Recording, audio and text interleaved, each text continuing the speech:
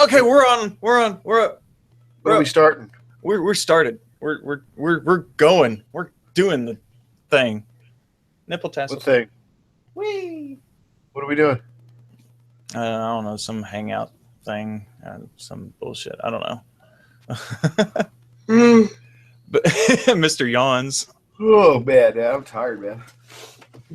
No, hey, dude, check it out today. Dude, you're not the only one that's tired. I mean, my ass is not bruised anymore. It was good the first day I got back, and it was good Tuesday. And it has been fine ever since. Dude, I looked like in my mirror. I pulled my pants down, bent over, and looked at my ass in the mirror. It was literally bruised. Oh wow! I was like, this can't be good. But it is what it is. I think it was Man, that's so sexy. Look at this. What? I gotta do it before. What am I looking at? Oh, look at that. It's just so sexy. That's a good shot. It is. That was on the way down. That was first run because there's that green Civic. Yeah. Oh, dude, I went and looked up the pictures of that damn RV going down the road. Oh, did you? Yeah. Oh, that fucker was all over the place. What's up, Modified 79? How's it going? What a dick. No, the dude in the RV. I saw the pictures of the two trucks with the hay bales and shit. Oh, yeah. Damn. And those were pivot axles. They were wagons. They weren't trailers. I saw those pictures. I was like, son of a bitch, how rude can you be? Oh, yeah. Somebody make the wrong turn somewhere and somebody's fucking dead. Definitely. Oh, and there's another good picture. I've got my picture scrolling, and on the like it changes every minute or something. Oh. Paul from the meetup. Paul. Oh, Paul. Wait, Paul. Paul, down in Tennessee. Oh, yeah, that's Paul. So many people. Paul. I've slept since then. What's going on, Paul? Oh, man. I haven't, like I was telling Sarge, I haven't looked at any of the footage because I've been moving it here and there. I had to move some of my pending footage over to my third drive, which is basically my dump drive to keep the footage organized. And so I have to remember that I put footage there. It's crazy. The life of a YouTuber. Mr. Burps and yawns a lot over there. Oh, man. Stay away from the sody pops. I'm not drinking soda, man. That's the bad part. I felt like shit all day today. It's like as soon as I got off work, I just felt drowsy and like, I want to go back to Tennessee. We had some guys here teaching a class on a new military vehicle, and I'm not in the class. I don't need to be because I'm too smart for that shit. But anyways, right? One of the instructors was in my office, and he goes, he was talking about a video about motorcycles. I'm like, oh, so you watch YouTube videos on motor? He's like, yeah. So I got my spam cards. I pulled one out. I hand it to him. He goes, wait a minute. Like what? He goes, I know you. Uh-oh.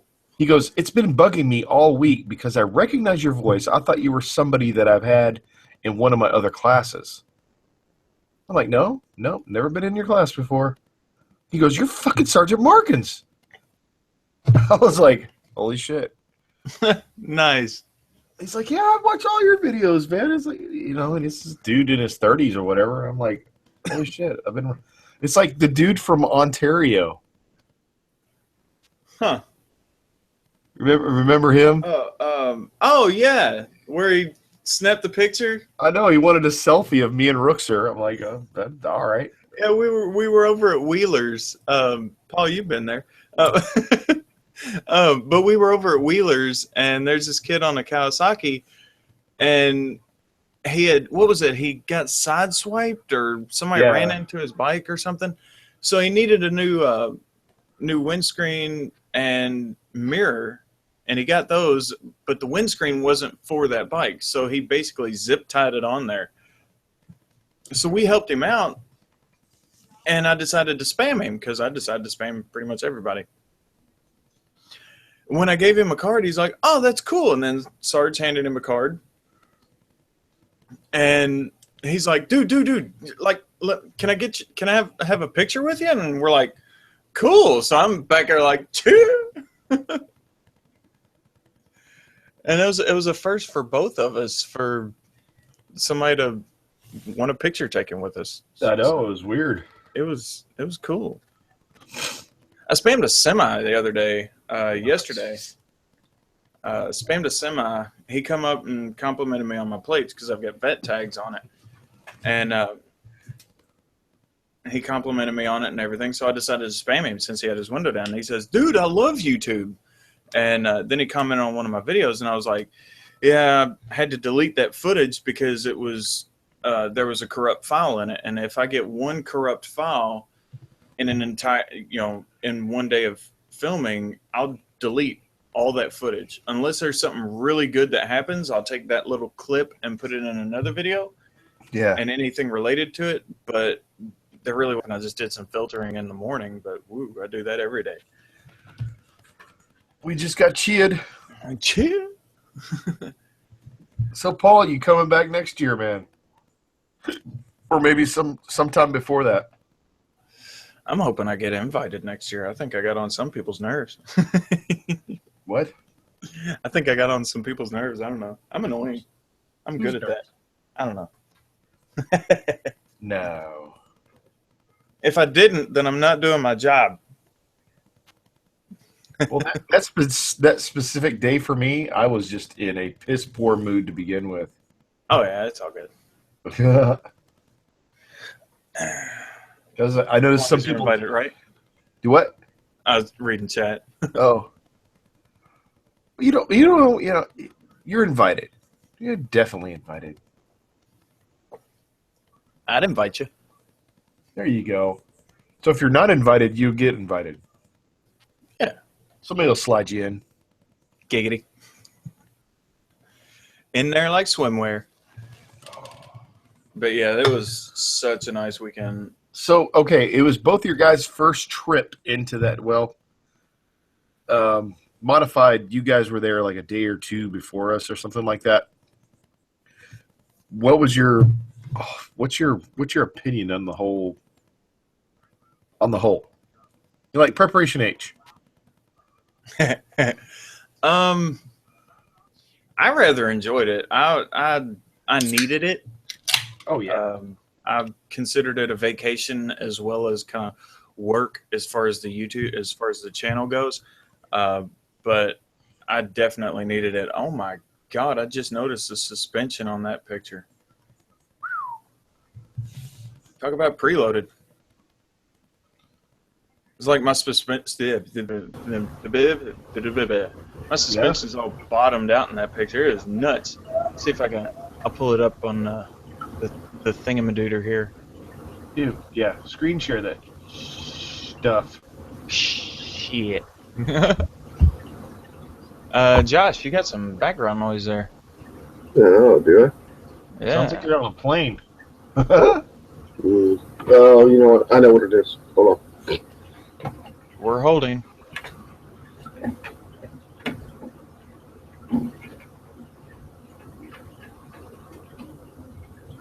All right, so look how loaded my suspension is. Yeah. That's one of that's on the way down because I had because I was wearing the cargo pants. Yeah. It's a good shot though. Man, oh yes, great shot. I didn't realize how big the DL1000 was as compared to. weight-wise, the Connie weighs more, and it looks bigger.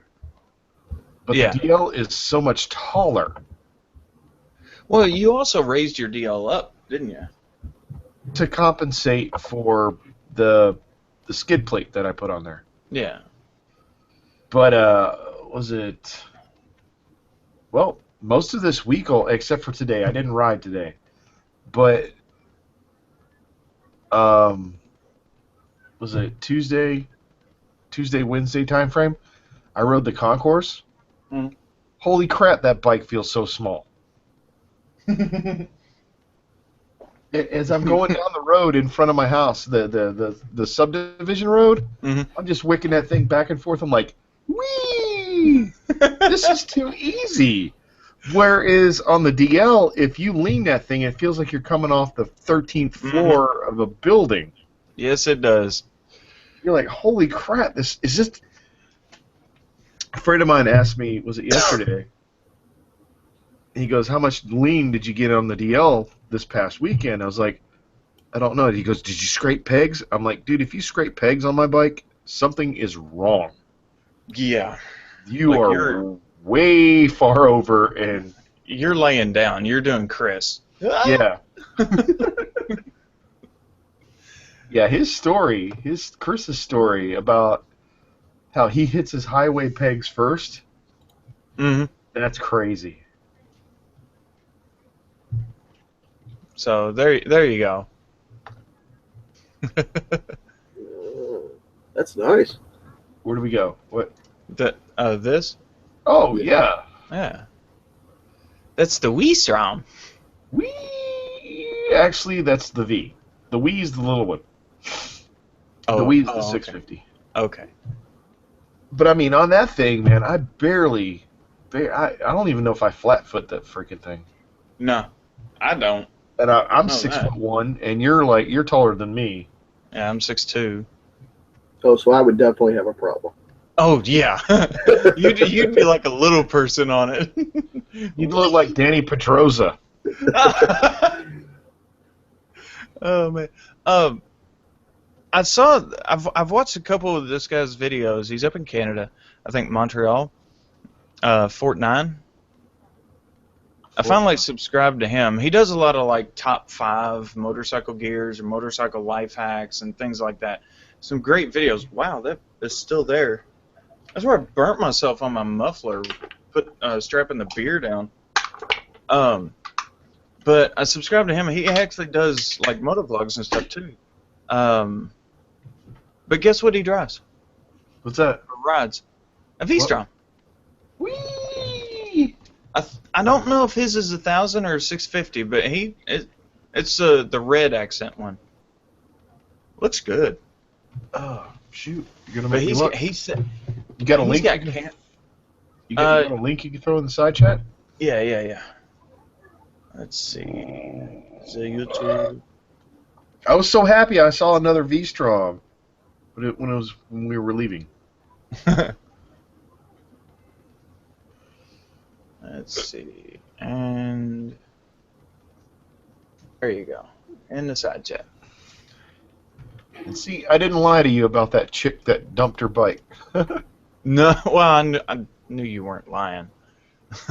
Yep, he's got the 1,000. But yeah, he's got some really good videos. He does like and his editing's pretty good too. That's it. I see what he does. I love that crap. Subscribe. Yeah. Because about the end of the month, I don't know, you know Brian West? Yeah, he's subbed to me and I'm subbed to him. Yeah, we're supposed to meet up in Indiana for like a motorcycle camping trip. Oh yeah, I remember you telling me about that. That sounds awesome. I would go, but I don't have an adventure bike. I could turn it into an adventure bike, just drive it off the road.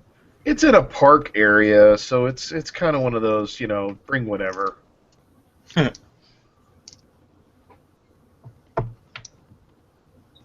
So, but yeah, the roads here are fucking boring. Tennessee You find yourself- ruined these roads for me. You find yourself making your own swerviness in your own lane. You're like, whee! Yes. Yes. I also found myself going further down on the ramps.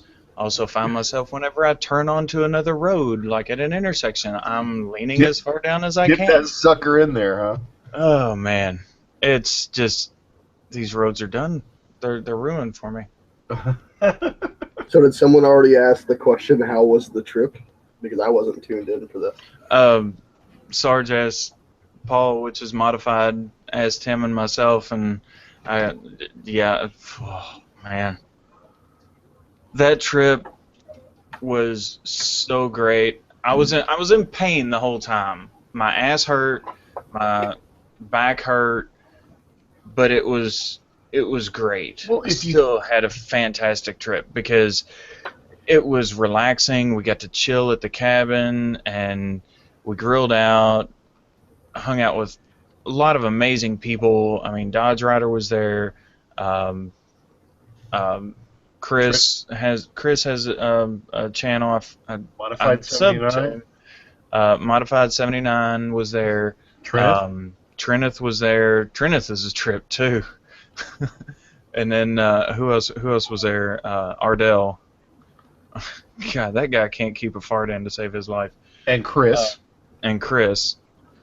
Well, I mentioned Chris. I can't remember his I can't YouTube. remember it either. I'm subbed to him.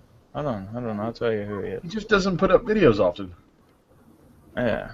I don't know. Forever. But yeah, he was there, and Ardell, and it's just an amazing weekend. A whole lot of riding. God, it was a lot of riding. Dude, if you think about it, it was 4 straight days of riding. Yeah, it was.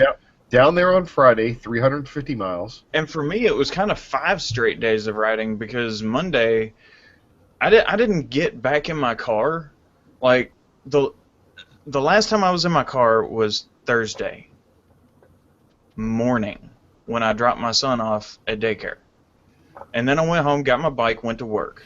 And then I rode home, packed everything up, and well, no, wait. Thursday I did some running around I had to do in my car, but Thursday afternoon was the last time I was in my car. I didn't get in my car again until Tuesday afternoon. So from basically Thursday night to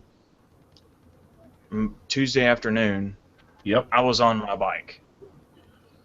It And, felt and you remember what you said drive your truck. Yeah, it felt on weird to drive. the way back home? What's that? I'm not going to touch this bike for a week. Yeah. He was like, what have I done? I've been riding it every fucking day. well, yeah, because they're short trips. Yeah. Oh, man. Did y'all end up running into a back road down there? Did y'all meet up with him?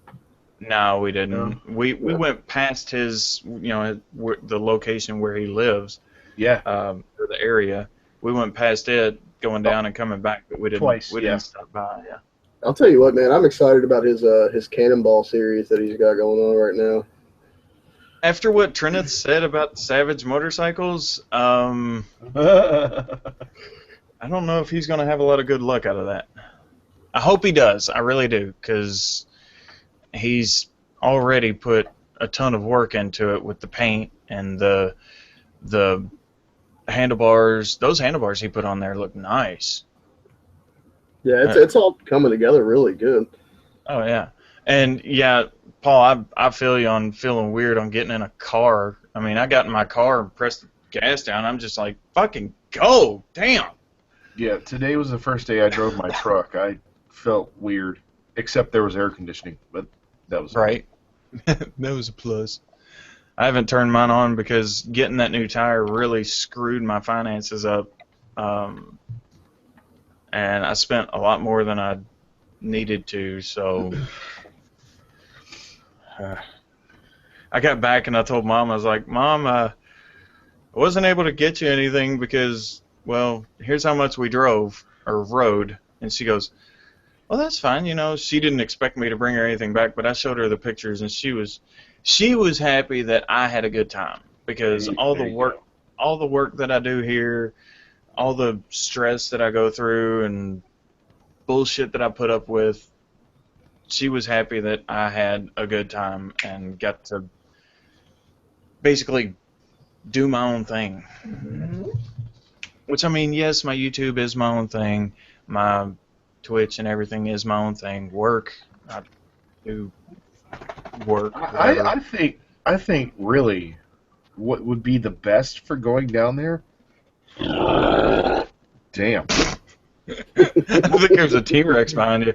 Yeah. What would be the best for going down there would be Monday through Friday. Oh, yeah, because then we wouldn't have to worry about a bunch of tourist traffic. Yeah, And you wouldn't have to worry about that parade stuff. Yeah, and Paul, I ended up getting the Dunlop Q3, which is what I had on the back to begin with. It's a very sticky tire. And when I watched Fort Nine's tire review video today, ironically enough, that is his number 2 recommended tire for speed. Speed. Speed is key. Going back to the gamer world, Jesus. But yeah, I ended up getting a Dunlop Q3, and the new tire. The chicken strips are almost gone already. You know, I think I wore some more down here, just trying. the crazy thing is that you got it at Wheeler's, and that place could gouge you to death if they wanted to. Oh yeah. Because they're the only shop roughly in that area. And here's the thing, and you had noticed it before I actually paid attention to it. Not only did he replace the tire and, of course, tighten the chain to where it's supposed to be, he lubed the chain and he lubed the bearings. Yeah. He took care of all that. He cleaned it out, lubed it up with his parrot friend. And, I mean, all for $200. I mean, he did a whole rear end service on your bike. Yeah, I'm not used to getting my rear end serviced. No, neither am I. Sure. I did borrow his chain wax. They're samples. I was allowed. It says sample the product. Yeah. How'd that do, by the way? It's still on there. Really? Yeah. Damn, I'm gonna have to go back down. I need to go all the way back down there just to pick up some of that. Now you can order it, I'm sure. I need to go all the way back down there and pick up some of Got you. A sample. I told Sarge, I said, if I go back down there, because Sarge was saying, hey, I'm off this weekend, we can go back down there. And I'm like, if I go back down, I will never come back. Ever.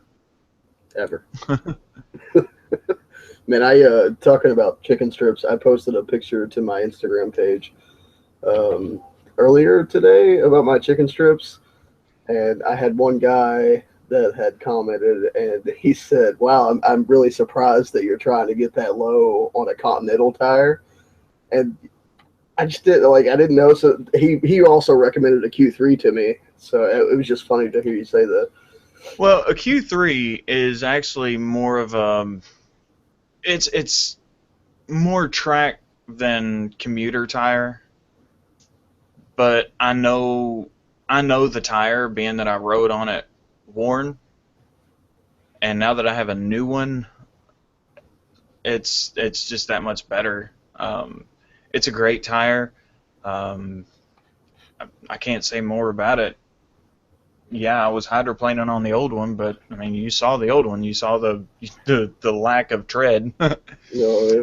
What up, CM Moto? What's that? But yeah, Josh, if next time we go riding, yeah, it's gonna be interesting going around some of the turns and stuff, because let's just say I accelerate really, really quickly now.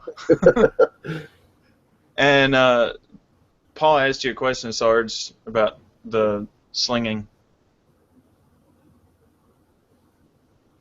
I think he went to go poop. Perfect. What up, Will Medic?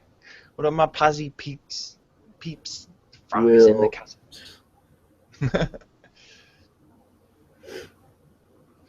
Yeah, I'm definitely looking forward to going back next year, because by that time I will have hit up most of the roads here, and as far as what's remotely close to the type of roads down there, and I will nail those roads. I will have no more. Will, your turn signal's on. Oh yeah, Will, we got everybody at the Tennessee meetup. We got everybody saying, "Hey, Will." And for anybody who's not subbed to Willmatic84 and CM Moto, which actually the only other person in here is modified, go ahead and throw them guys a sub, as well as Josh here. Josh is another Louisville motovlogger. He rides an R6, and do you still have that Shadow? I do still have my Shadow. I might come over and hop on that. Yeah, you should, man. It's fun. I haven't ridden a cruiser since last year. No. And those actually look like ape hangers on that, are they? No, man. They're actually they're the stock handlebars, and we just took them and turned them up really high, and so they kind of have that ape hanger look and that feel. They're not super comfortable, but they work. Type something into chat, into the thing, so they can click on your name. Okay, yeah. I don't know if it'll let you put the link in, but they can click on your name or hover over it or something.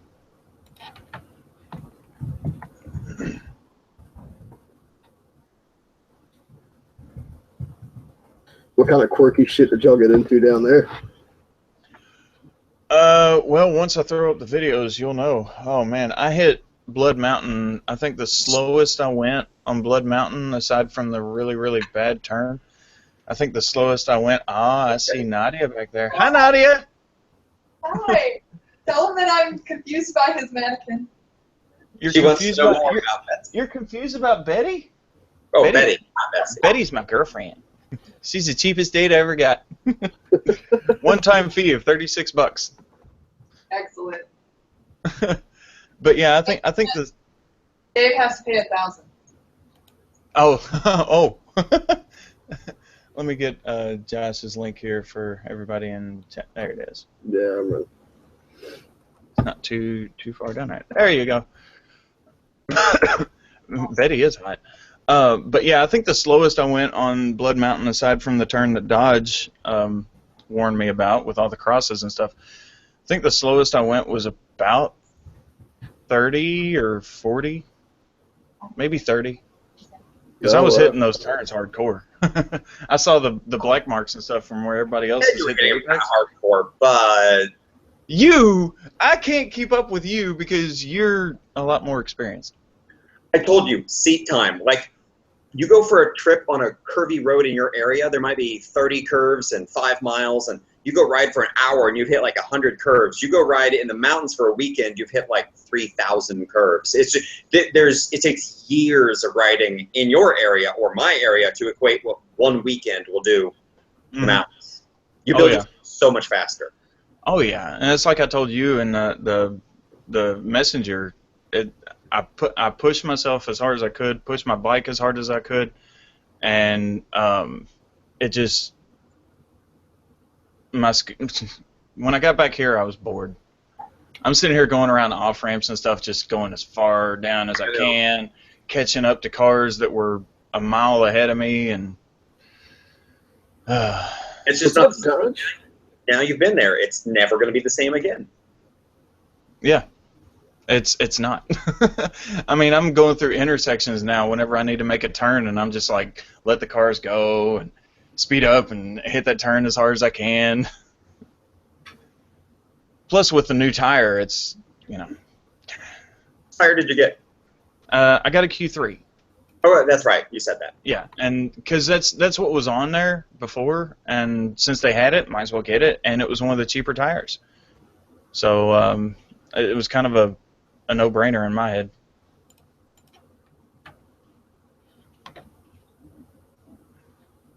I'll send this email real quick to Will. I keep getting emails and stuff from GoFundMe because I started that troll head for Betty GoFundMe. You made any money off that yet? I don't expect to. I just did it for shits and giggles. I think course, for I know. shits and giggles, I'm gonna go add some. Right. It's all shits and giggles till somebody giggles and shits. Isn't that the fucking truth? So, Dodge meet Josh. Josh meet Dodge. Luma Joshi is another motovlogger here in Louisville. He's starting out. Rode with him once at the Kentucky meetup, and then again like the next week, I think. Yeah. Fun little dude. And videos, that is starting out. Yeah. Yeah. Oh, I'm digging that sticker on your windshield, by the way, Josh.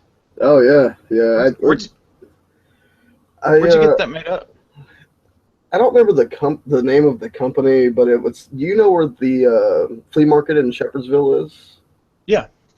Yeah. Oh, you got it made down there. Yeah, yeah. I just got like 3 or 4 of them made and just Nice. slapped them where I could.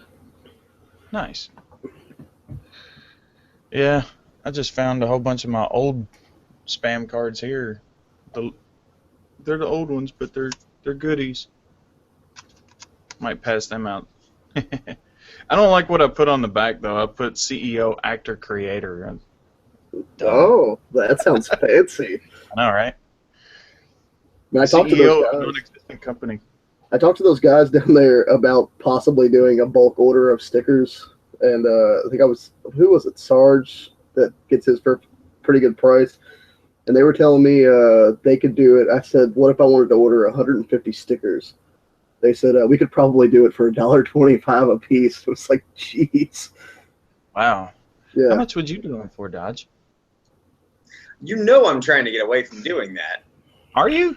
I didn't know that. I only want to do it for motovloggers, just kind of on the DL, because I've always given a ridiculously low price for how much it cost me in vinyl and how much of my time. Like, I make like $3 an hour doing it. Like, I'm not even wow.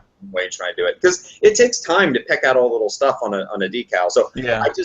I do it because I know that there's a lot of motovloggers, and I know there's a lot of companies that'll do it for a larger price. And it's like, there's a lot of people that want them that don't want to pay that, and so that's... Yeah. Huh. Well, I mean, yeah. I still haven't heard back from Ian 187 about putting the stickers on his site. I need to email him again. I need to do the design, your idea, where you just cut out the middle, still have the circle. Yeah. I need to send that up to him and be like, look, just use this one instead. It'll probably be cheaper. Well, it'll save him time in both weeding as well as cutting time. Like, it was probably 30 or 40% faster than what you were talking about cutting, because especially because you only have to do the one color, and it's just... Yeah. When you start doing them and you realize how long it takes to pick all that crap out, it's called weeding. You go through and do that, and you go, I'm never doing this ever again in my life. I'm never going to do a sign like this. Like, every time you look at a sign, I'm like, wow, they try to make it as complicated as possible. It's not intentional. Oh, man. It's the things I didn't know until I started doing it, you know? Right. Yeah, a friend of mine's doing it. He made up the stickers that I had before, and he can still do them. I might still get him to do, because it only cost me like $6 or $10 to get 7 or 8 sheets made, and then I have to cut them out into individual pieces. So he's doing the printed style. Mm-hmm. See. Yeah, they won't last as long as vinyls. So. Do you have an inkjet printer? I do, but I haven't used it in like 6 years. Okay. I can never keep a printer working in my house. And this one was great, too, because like if I had something that I needed to have printed at the house and I didn't need it anywhere else, didn't want to carry it home with me, I would put it on my phone, email it to myself, and then I would email it to a certain email address, and it would be printed out at home when I got there. It was neat. So, but yeah, it was nice, but I've went through like 3 printers and they never stay working. I don't like working on printers at all. If I seem distracted, it's because I am. Oh, that's fine. Sarge is pooping. Somebody was talking about Minecraft the other day, and it's been downhill since then. I streamed Minecraft for a little while. I just didn't like the audience that was coming in. It was a bunch of little kids, and as soon as they got in, they started tearing stuff up, and I was like, no, I'm not going to do this. That's actually why I stopped playing multiplayer games on my Xbox 360 many years ago. I was tired of Xbox Live being full of 12-year-olds that told me that I was a noob who needed to get a life. I bought this game with my own money. I'm paying for my own internet. Fuck you. Yeah, that's the worst part about the video game industry is as soon as you're better than somebody or somebody's better than you, they find any and every excuse to use an insult on you. Well, I didn't mind if I was worse at them, worse at the game than they were, because they're like 13. I mean, they have thousands of hours a week to sit down and do nothing but play video games. I have a job and a real life, and I motovlog. I'm like, I don't have time for this crap. Right? It's like, man, I need to go get a life, apparently, just because I'm not good at Call of Duty. Yeah. I can't stand the Call of Duty community. You know, fuck me, right? It's terrible. I like Battlefield. Battlefield is a challenge because you got bullet time and Oh my god, that's obscene. bullet drop. She's missing her pasties. Yeah, I know. I've got new ones here. One of them fell off and hit a buddy of mine in the face. He was riding behind me, and he comes up next to me. He's like, "Is that thing gonna stay on?" And I was like, "Yeah." And he says, "Okay, I was just checking." And then I looked, and I saw a pasty missing. I was like, "Oh, one of the pasties fell off." And he's like, "So that's what hit me in the face." I was like, "Yeah." I need to, like I keep saying, I need to take her over to like Victoria's Secret or Walmart or something, get her a bra. So is there any organization to tonight's hangout, or is this just a BS session? It's pretty much BS until like somebody comes in and has a question, or if anybody has something they want to talk I about. have a question for you. All right. What is the bike scene like in Louisville? The bike scene? Well, first, let me ask the short question. How do you pronounce the name of that city? Put a golf ball in your mouth and try to say it. Louisville. Okay. Everyone else I know who's been from there has always called it Louisville. And you're like, Yeah, that's pretty much it. are there vowels in that word? There's a few. But the bike scene, there are a lot more bikes on the road now, especially, I mean, it's getting more popular here, but there's still a lot of, well, we don't call them slayers here because there's nothing to slay. They're more or less just real bikes, and they won't wave at you. As far as sport bikes and everything, it's just a bunch of squids, except for me and Josh and M6. M6 will probably be here in a little bit. Josh, what kind of bike do you have? 2006 Yamaha R6. Okay. And no, he doesn't have a variant. No, I do not. What I really meant about the bike scene is what kind of riders, not necessarily what kind of bikes. I assume that, like the rest of the country, especially being kind of near the Midwest, at least culturally, Louisville area is the Midwest, but geographically it's really not. Yeah. But I wanted to know because I was thinking about this the other day, and I was like, Kansas has squids. Fucking squids as far as you can see. Squids everywhere. That's all there are, squids. And I was stationed in Kansas for 3 years. I know what it's like. So I was wondering, I was like, they're like real riders in Kentucky, or are they just squids? Squids. Squids. You Lots very of rarely. stretch Gixxers too. Yeah. You know, the sad part, Gixxer I Bros. really like the Gixxer. It's a decent bike, but man, the people that bought it and turned it into popular, And that's what I'm thinking. I may end up getting a Gixxer 1000. I'm telling you, it's the better of them. Out of all of them, it's the most comfortable, and it offers like 98% of the performance factor. Yeah. And I don't know. I don't want the R1 because of all the problems I've heard people having out of like the transmissions and stuff. The second gear dropping, fourth gear dropping. There's a friend of mine that he's on his like fourth or fifth transmission. Wow. And yeah. And let's see, The Honda burns oil. Yeah, the Honda burns oil. I think mine burns oil too, but that's just because it's old and I treat it like shit. You know, I was actually impressed, given how old it was and how well it appeared to have been cared for by the prior owner. And I was actually impressed with it. I expected worse out of it. Mm-hmm. I kind of know what an 80 horsepower bike feels like, and it felt about right for that in terms of power. It wasn't really down on power a lot, you know, and yeah. I knew that I had never ridden a 600 Katana before. I only had the 750, which was more upright, more touring, and then the 600 was like the sporty, heavy sport bike, you know? Yeah. I'll tell you one thing, though. That Super Duke, oof, I want one. Isn't the power on that nice? It's addictive. Oh, it's nice. Oh, man, is it nice. You decide to pass someone, you just go, brrr. Yeah. No downshifting, no nothing, just twist that throttle back just a little bit, not a whole lot, just a little bit. I love you're the gone. exhaust note those put out. That real grunty, like hardcore, punch you in the throat sound.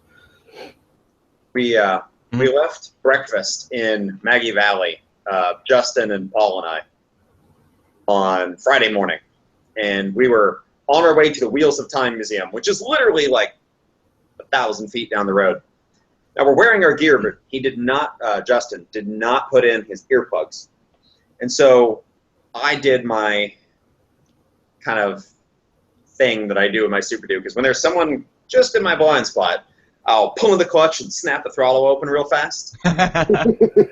Apparently, it's scary because, I mean, I've done it to, you know, people here locally, and it scares them too, but it's just, it's so loud, and it's so sudden, and it's a deep tone, like you don't, it just comes off as really surprising. It's like a small explosion. You're like, what the hell is that? So every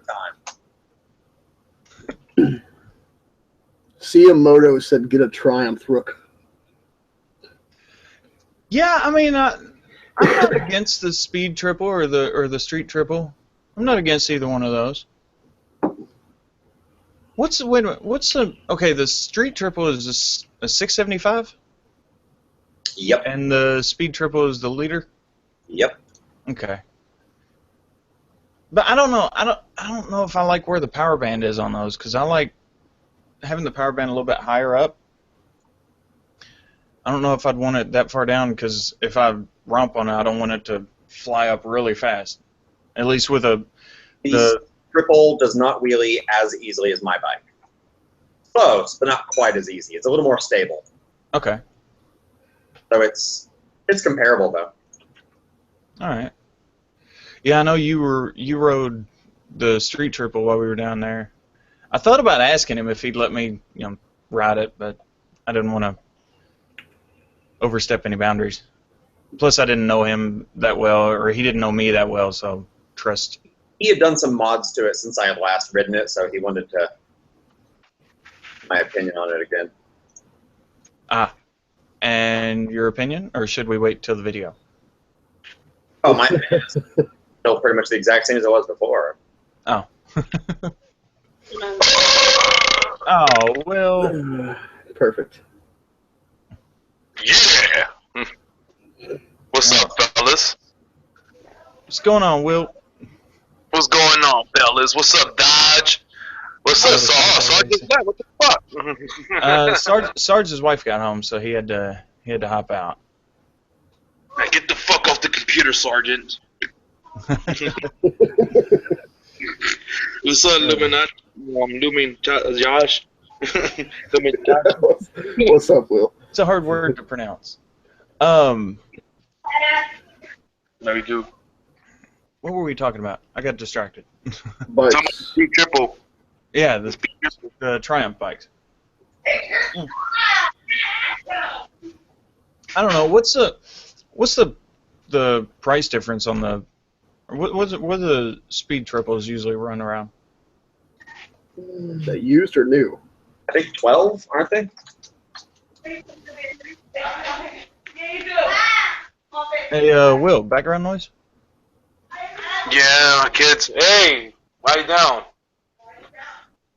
So the Speed Triple, according to their website, has an MSRP of Whoa, that is more than I expected. 13. I thought it was 12. It's 13. And if you want the R version, which you really do, it's 15. Which you really do. You really do. Damn. There's the MT10. Yeah, I got a story about the MT10. I didn't tell you about it, Dodge, did I? No. You remember the first hangout you were in where a viewer was asking about like first bikes and he mentioned the MT10? Yeah. And we told him explicitly No. stick with the 600s. Well, he lives over in Europe. A friend of his has an MT10. How long did it take? I don't think it took very long. He broke his leg in 3 places. Oh. Hit a wall. So yeah, buy your FZ09. After Dodge's review video on the FZ09, I'm not against it. The FZ09 is... it's almost as fast as the Super Duke, below 100 miles an hour. Because it doesn't have the same traction problems. Having less power actually made it more usable. Mm-hmm. So its power that you can use compared to its weight is actually very comparable to the Super Duke. And it's really below 80 miles an hour. Once you get above 80, the Super Duke destroys it. But Yeah. for almost everything you're going to do, you could do it in the Super Duke in 4th, or you could just drop to 2nd in the FZ09. And it's so similar acceleration, and it wheelies almost as easily as the Super Duke. And you're kind of like, you know, the FZ09 is way cheaper, and you know, and it sounds incredible. I love the FZ09. The sound. Oh yeah. So that's a nice bike too, man. I like that bike. Modified sounds so good. I mean, he kept hitting that throttle, and it's just, I heard it through the Senna coming through, and I was just like, man, that sounds good. And then, of course, I heard it live whenever he was close enough to me. So, It sounds moist. oh yeah, Hentai would say it sounds moist. But yeah, I don't know. I don't think I'm gonna have a choice between those bikes and whatnot. But I do know that if I ever were in a position where I could get a brand new bike, just go to a store and be like, hey, I want that one. It'd be hard to choose. You know, get a Super Duke, or you know, the Speed Triple or anything like that. It would be kind of a hard decision for me. I do love the sounds of the Super Duke though. Like you were saying earlier, it is kind of like, even as far ahead as you were of me, whenever you would either gas it to go around somebody or just nail the throttle in those tunnels you tried to scare me on. Yeah, and you said you were going to ask me about them an hour later, and you never did. But yeah, it just sounded so great. It's got that low-end roar to it, just like, just gone. Wait. Did you bite his ass when you got down there? He wouldn't let me. What? He kept running from me. Huh? What was going to happen? I was gonna bite your ass. I told you, because you told me in one of the other hangouts. You said bite my ass.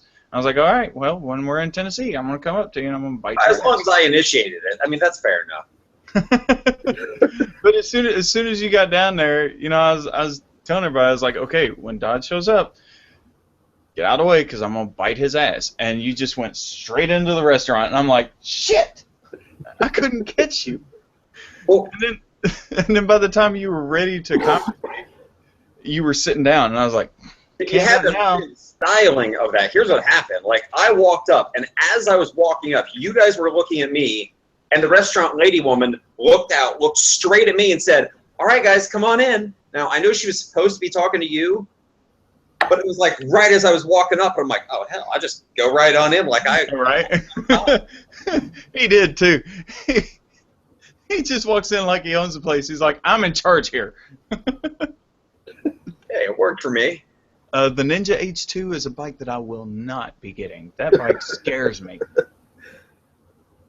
I saw a Ninja H2 and a CBR 1000. Of course, I know the H2 is going to blow it out the water anyway. But I saw one of them to get into it going down the Waterson here, and woof. Man, that Someone in H2 just Louisville? screamed and gone. Someone Huh? in Louisville can afford an H2? Yeah, there's an H2. I think there are two of them. One of them's got the charcoal metallic. Are Right. That's the one that I saw. they really that expensive? I think Yep. it's like 20,000 plus. Yeah, and I thought they were H2R is a 22 grand. $40,000 bike. Yeah, but I can't afford one. okay. But think of it this way: how much does a car cost? How much grams you could buy with that? My car, brand new, was 8,000. How many grams you could buy with 20 grand? Properly outfitted or stock? Right? Because the answer is about 1.5. What's Wow. up, Hentai? He's here? Yeah, he's Oh, here. Did someone say That's moist? the voice. Someone say moist. Oh, and speaking of the GoFundMes, you all dared me to do it, so there is a GoFundMe for Head for Betty.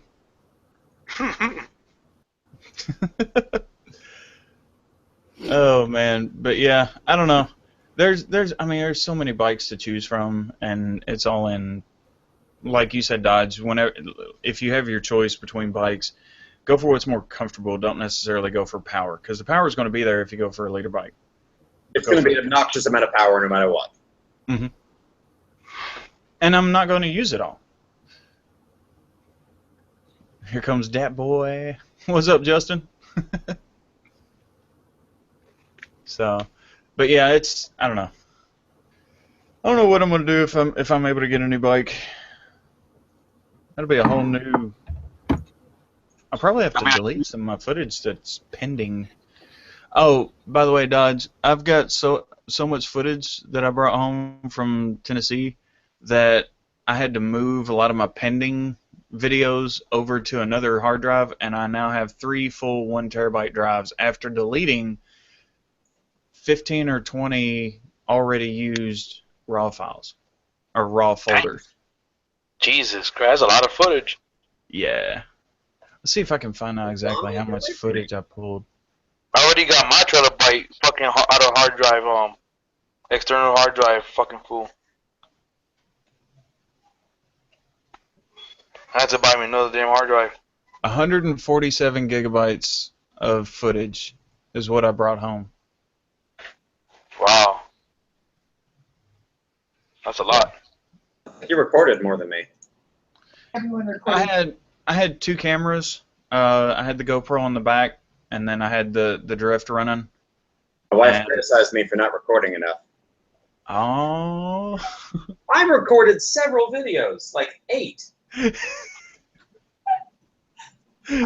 just did commenting on different people's videos on Facebook and tagging you and being like, look, a vlogger.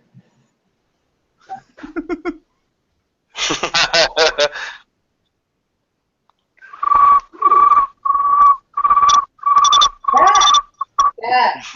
I love that. 10 points.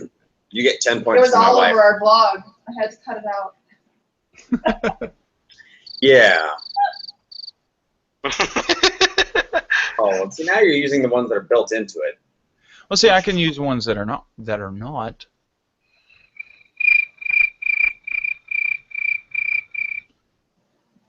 Oh, wow. How do I do that? Gixxer 750. I don't know about the Gixxer 750. I mean, I've got a 600, and if I'm going to upgrade, might as well move it on up. You're not comparable, though. Huh? The Gixxer 750 and your 600 are not comparable. No, not comparable at all. I know that.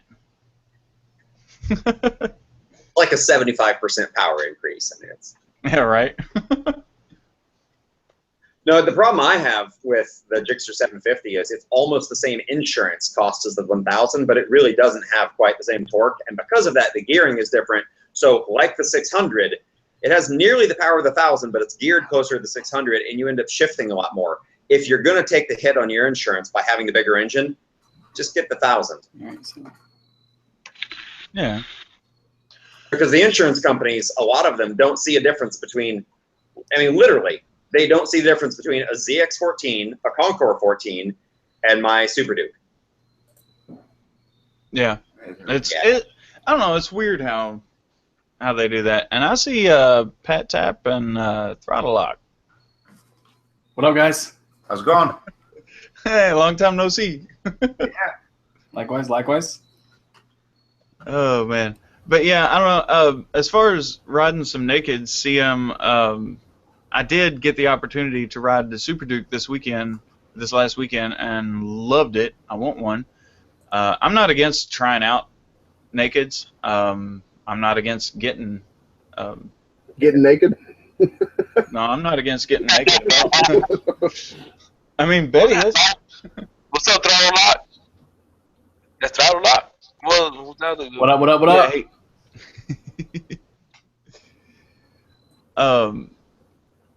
Ask Dodge about Aprilia Tuono. Is that how you pronounce it? Which one? The new V4? The Tuono V4? V4R. I don't know much about the Aprilias. It's a nice bike. I did not want to go for it because it didn't have quite the same comfort. It had a little bit more aggressive ergonomics, a little bit more aggressive seating position, slightly more hunched forward, a lot more cramped riding position for the passenger. Actually, that was the big thing that sold me on the KTM over some of the other bikes I had looked at, because I had spent 2 years with my FZ09.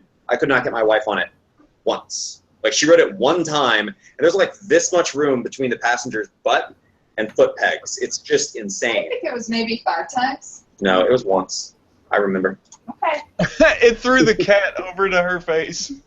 It threw the cat over.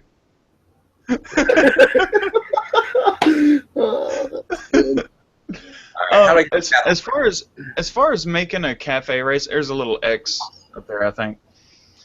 But as far as making a cafe racer, I think too many. It's kind of like the argument with going to a Gixxer, because the stereotype that comes with it. Too many hipsters are making cafe racers and riding cafe racers now, and they are, or at least around here, they are terrible riders. Terrible. Yeah. You're just having fun with those, aren't you? That's creepy. I'm leaving.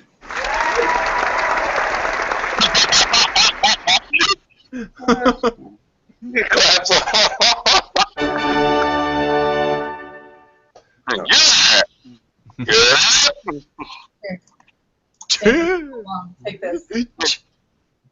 So which one's floor shitter? Is it that one or the other one? This is floor shitter.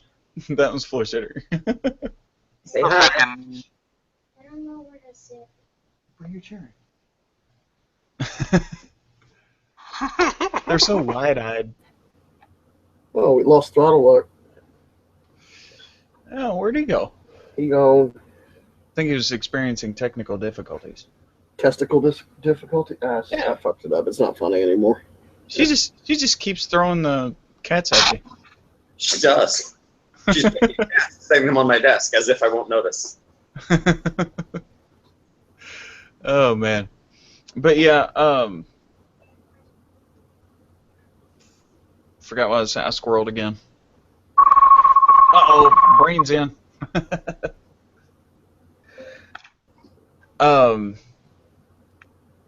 Still can't get over. I have to edit that video eventually too. I think most of my Tennessee videos are going to be like time lapse, just riding footage, and that's it. Because I didn't really do a whole lot of talking through most of the turns because I was too busy concentrating. And there wasn't that much stupid drivers. Oh man, it was so nice. Just even going like the Skyway and the Parkway and stuff. If a car was in front of you, most of the time they pulled off and let you go around them, or they slowed down and flagged you to pass. Nobody pulled out in front of you. I mean, the whole weekend, almost 1,500 miles of riding this weekend, all in all, and we only ran into like one driver that almost pulled out in front of us, and that was on the way back in Alcoa, I think. Oh, really? Yeah. And it was That it. means you're getting close to home. I mean, Sarge saw that one lady lay her Harley down, but I mean, that's just on the Dragon, typical everyday Wow. occurrence. But, and she wasn't hurt, she's okay. But other than that, there's so respectful motorcycles down there, and they notice you, and they know you're there. It's not necessarily respectful. It's 50-50. Half of them are respectful and want to allow you to go past. The other half are deathly afraid you're going to pass them in a blind corner and that they're going to see you kill yourself, so they let you pass. Either way, the effect is the same, but their motivation is not always respectful. Yeah, it's not always the same. So, but there is that, and they just let you go and do your thing, let you have fun, or in the unfortunate cases, wreck your bike. You didn't do that. No, and I was actually surprised because that new tire with 30 miles on it going around the Dragon, I drifted around some of those turns. Wow. But it was so much fun. I mean, the image that's up there now is, I think it's one of Killboy's. I already got my images. So yeah, it was so much fun. So when you got home, how did it feel? I'm bored. I'm so bored with these roads here. You can move there. Let's explore different places, man. I am not against moving down there. I'm planning to. Trendeth did. Yeah. I mean, the only thing that's keeping me here is sitting right there. Hi, Bubby. And it'd be hard for me to move down there because of all that drama that I would have to go through. Has he been there the whole time? For about 10 minutes or so. Oh, I stepped up for a second. Maybe I missed it. But yeah, I don't know. I would love to move down there. Sarge sit there and said, "No, I'm off this weekend. If you want to go back down to Tennessee," and I said, "If I go back down there, I will not come back. I'll just stay." So. Then Betty's gonna start missing you. Do what? Betty's gonna start missing you. I know, right? I'd have to strap her on the back and go down. I'll say this. Tennessee. I really liked a couple of the things I did with our routes. Not just the specific roads we took, but the direction. For example, we took the Skyway the opposite direction this year from what we normally do. And frankly, I feel like it's better because when the way we normally ride it, you ride the North Carolina side, which is really technical and very steep and uphill. Then you ride the Tennessee side, which is long sweepers, followed by like 10 minutes of almost no curves as you come down the slope into a valley where it's hot and humid and boring, and it takes forever to get to the gas station. This year, going the other way, you left the gas station, it's only a few minutes of warm roads, which you were already on, and then the next thing you're climbing, there's elevation, and the descent back into Robbinsville is not nearly as bad. So I feel like it's a lot more pleasant. Those were some fantastic routes. I mean, you did a fantastic job with those. I didn't get to experience them last year or any of the years before that, so I don't know what they were like going the other direction, but I do know that all those routes were, I mean, they were great. What was your favorite road? My favorite? I did like Blood Mountain, but as far as, I think the Parkway was my favorite of all. Because, I mean, the scenery was great, the tunnels were fun, the sweepers, like you noticed, with the sweepers and stuff, I was not that far behind you all, but with the technical stuff, I do need to practice on some more technical roads. I kind of lagged back because I didn't completely know how to handle them, so it was definitely a lot more concentration for me for the technical roads.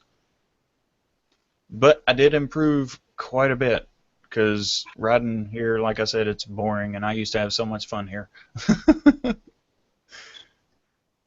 But yeah, I wouldn't be against doing those routes again next year.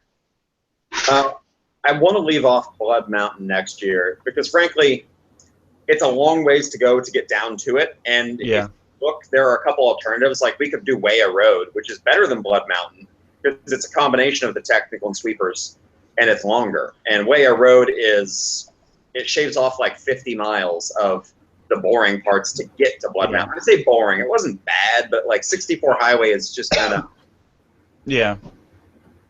Now, so shaving off all the bad stuff and only doing fun stuff and cutting 50 miles off leaves us open to do a little more in the day if we want some, you know. Some more beer to drink at night. That too. Beers aren't going to drink themselves. Exactly. So going back to the technical versus sweepers, what would you have?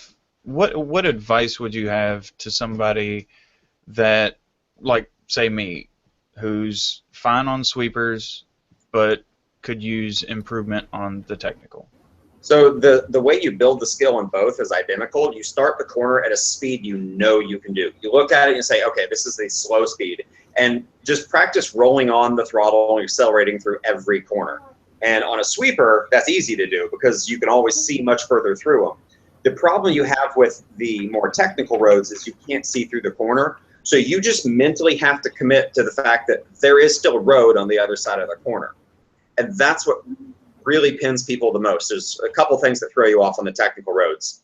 You target fixate so much easier because it's tight. Or you panic and think, oh, I can't turn that hard once you get into the corner.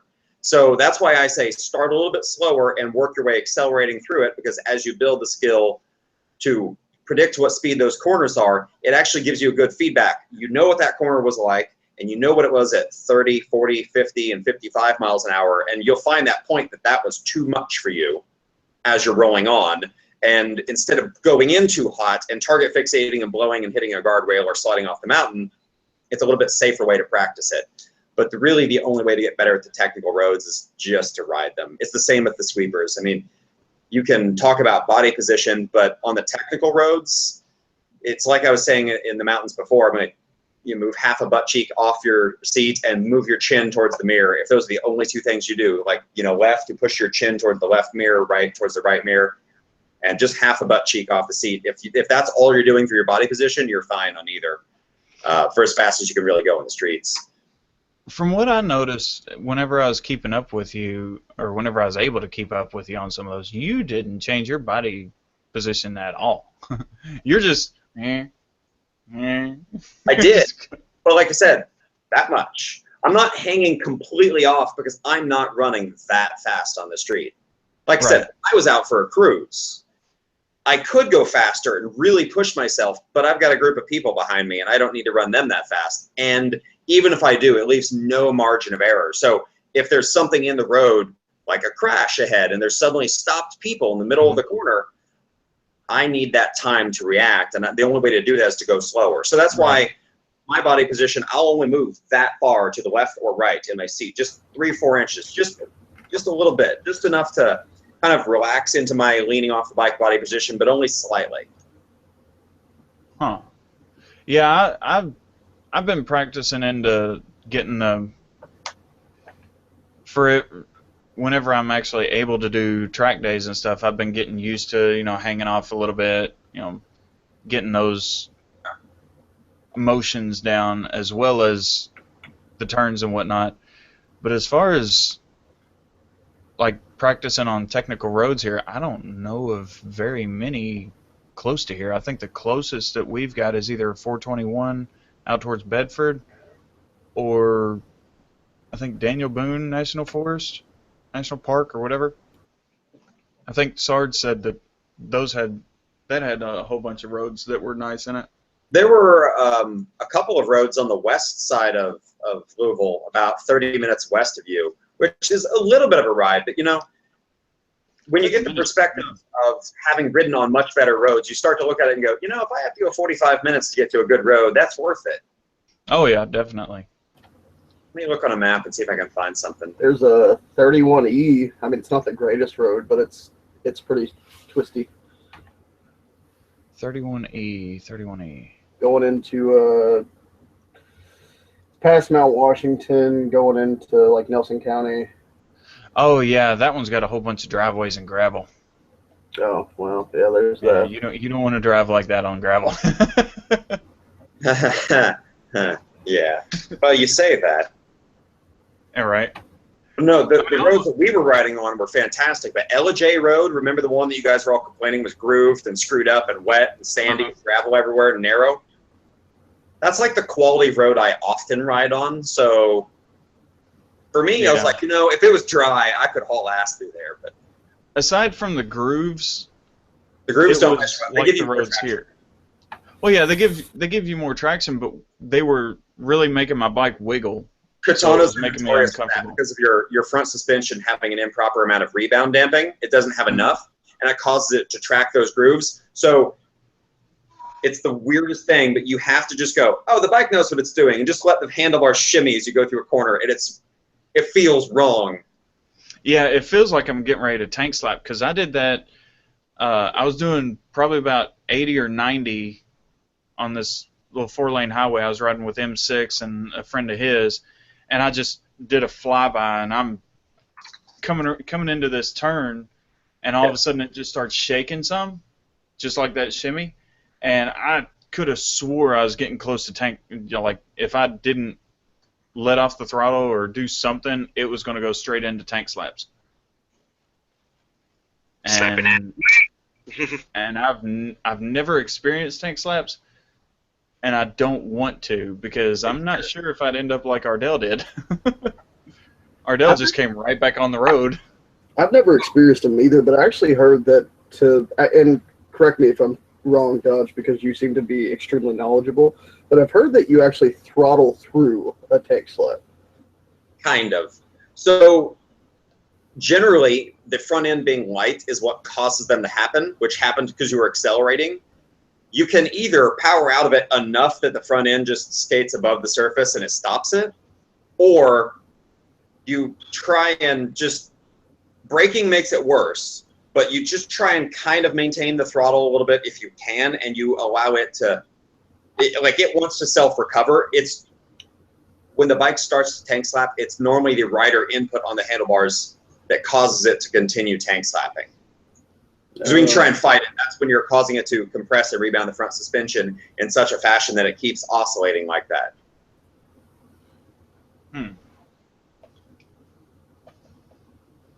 Yeah, hopefully I don't have to. Hopefully I won't experience that.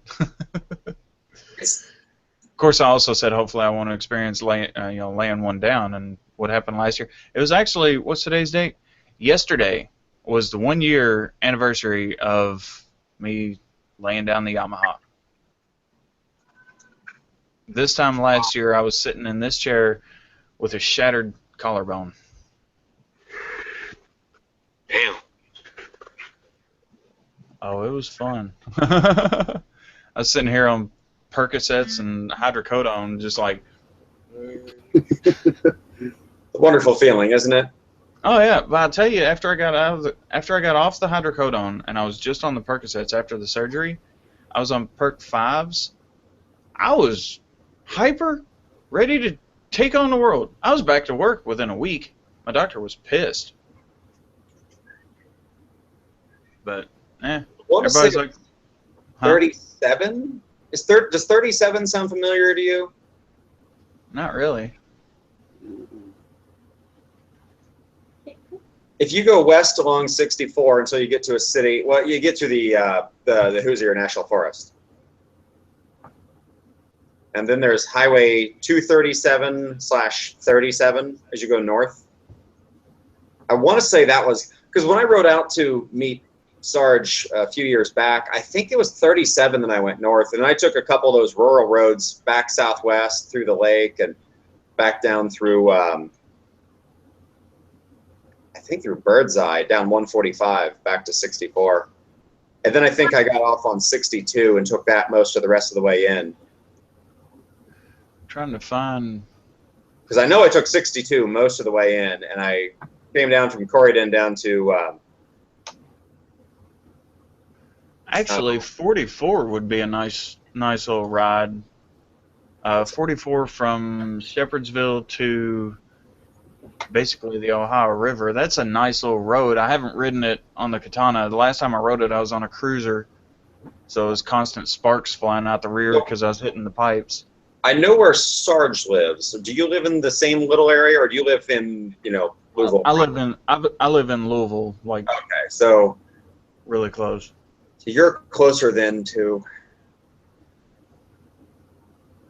There's a place called Lick Skillet. Yeah.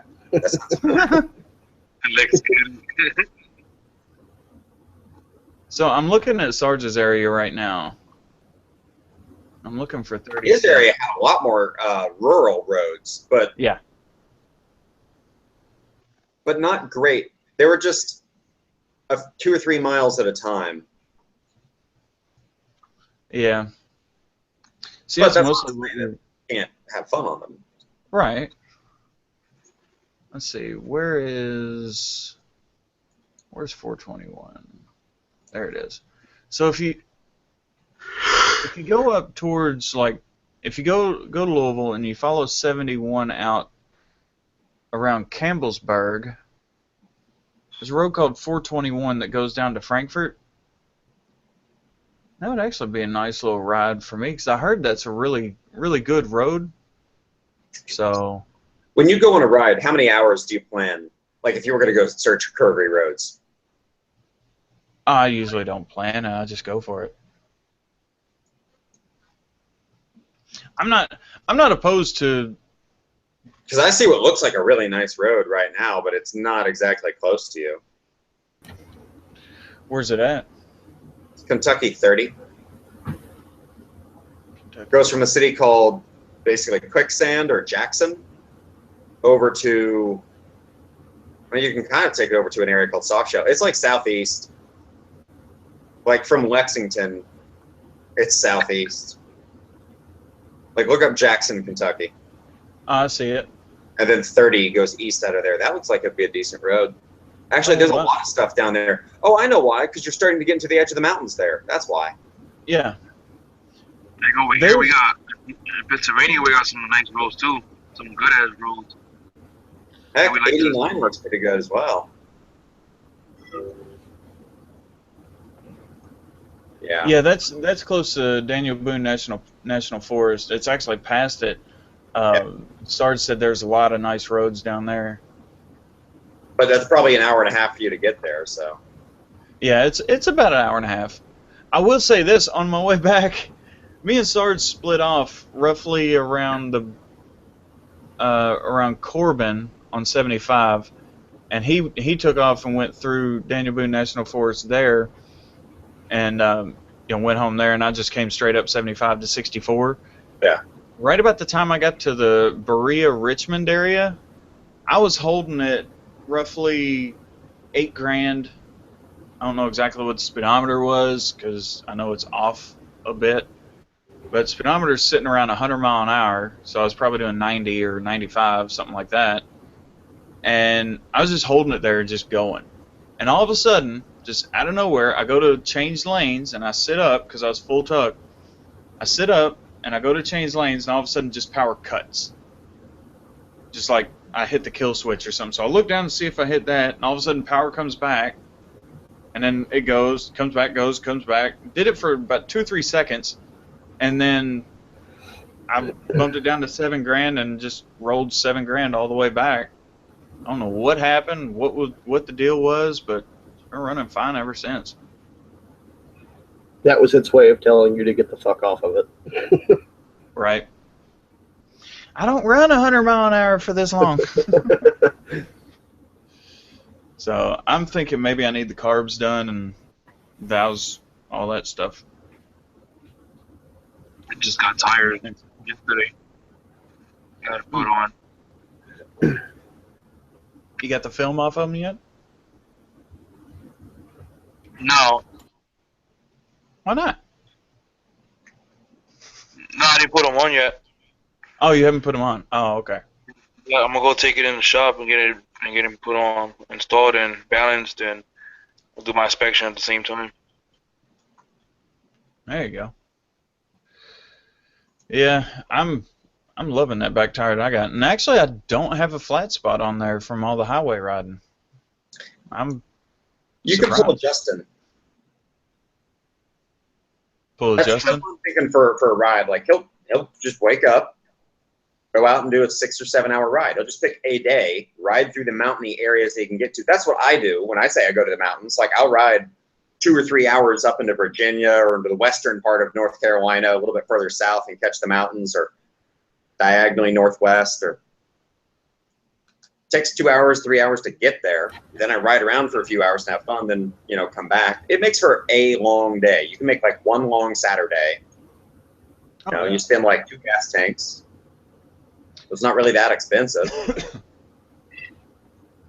No, it's like $20. Yeah. And you don't have to do it every weekend. Do it like once a month. Just take a trip down to Daniel Boone National Forest area. That's probably the best way to get some good curvy roads in. If you do that like once a month, I mean, it'll be enough to keep you satisfied. That's the problem I have, is I get bored so easily if I don't do it. Yeah.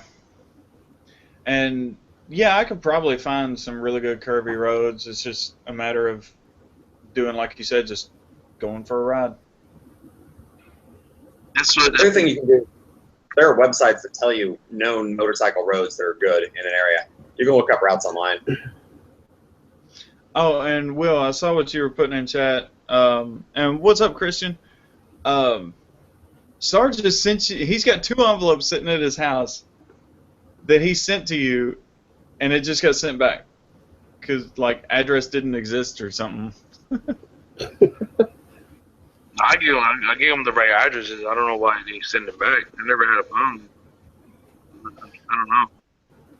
Yeah, I think what you're going to have to do is just put an envelope with your, with you writing your address and everything on there, and put it in another envelope with his address on it and send it to him. Send an envelope to an envelope. Yeah, I mean that's what he's saying. Send him a self-addressed envelope so that whenever he gets it, he could put stickers in there and send them to you. I need to check my P.O. box. I already made a video with your sticker. Oh, did you? Yeah, I didn't post it yet. I was gonna say I haven't seen it. I usually see your videos when they pop up. I just posted a video on, I think, on Sunday or Monday. I'm not sure. Oh yeah, I haven't caught up from all the videos over the weekend. It was kind of nice not having internet access, or at least not having good internet access. We had internet access, just not good internet access. I think it's 1.5 meg DSL. It's so slow that I could watch it upload pictures from my phone to Google Drive. It was like uploading. Wow. Next picture, you're like, oh god, this is going to take an hour to upload 30 pictures. Yeah. I mean, Dodge was walking around the cabin. If he wasn't doing something for the vlog, for his daily vlogs, he was just sitting there like, still waiting for this to upload. Yep. And then what was it, like overnight you let one upload and it still wasn't done yet? It made it like that far by the morning. I was like, this is literally never going to upload. So I just canceled that file entirely. And I ended up getting back, and I got back 45 minutes before my wife got home, or 30 minutes. So I was like, yes, copy to the computer. There, she can use it for the video for the day. I like when she got home, because I watched that vlog and you're like, hey, he's here, and you're just over there on your phone. Hey. Let's just say that there were some work emergencies that needed to be taken care of all weekend, that I got many messages about. But fortunately, I never had cell phone service at the cabin, so I would get the messages while we're out riding, and I get back and go, oh look, they've been trying to reach me. Oh well. Oh, it was Justin was saying he was like somebody called me. I never get a phone call. He starts freaking out. He's like, my mom called, and it ended up being like his doctor or something. Oh, he told you because his what, right? He told you the story? Yeah, he told me.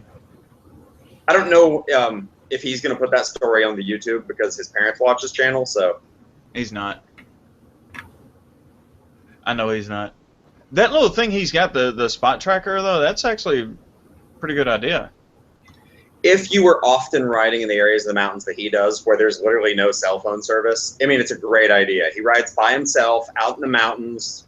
Nobody knows that he's there, so he'll send them a message on a text message and say, "Hey, I'm going to go riding," and then they'll know to watch his spot tracker. But that's the only way someone would know if he got in a major crash out there. Oh, okay. And the only reason he does that is he personally had a buddy that slid off the edge of off the mountain at Deal's Gap, and they didn't find him for like 10 hours, and he had died by that point. Oh yeah, I remember him saying something about that. Yeah, and that's actually a problem down there. You know, they don't have very few of the really good motorcycle roads have a guardrail, and if you target fixate and happen to just blow out that turn and you go straight off the mountain, yeah, you're bye. Have a wonderful time. Not just that, but it's a national forest, so there's no gas stations, there's no businesses, there's no cell phone towers. So you're on a road, like if you crash on the Dragon and the exact middle of it, the only way for someone to make a phone call to get the paramedics to come get you is to ride back up to the store. And I mean, that can be 10 minutes with traffic. Yeah. So it could be 10 minutes before they can call the paramedics. It takes them 45 minutes to get there. You've been on the ground for an hour by the time someone even gets to you to offer medical treatment. Yeah, that's no good. Yeah, we passed the at the Harley store on the other side of the Dragon. We passed by that where the helicopter pad is. Yeah. As we pull up, You call it the Harley store. You meant the costume store, right? I had a big Harley sign there. Used to be a gas station.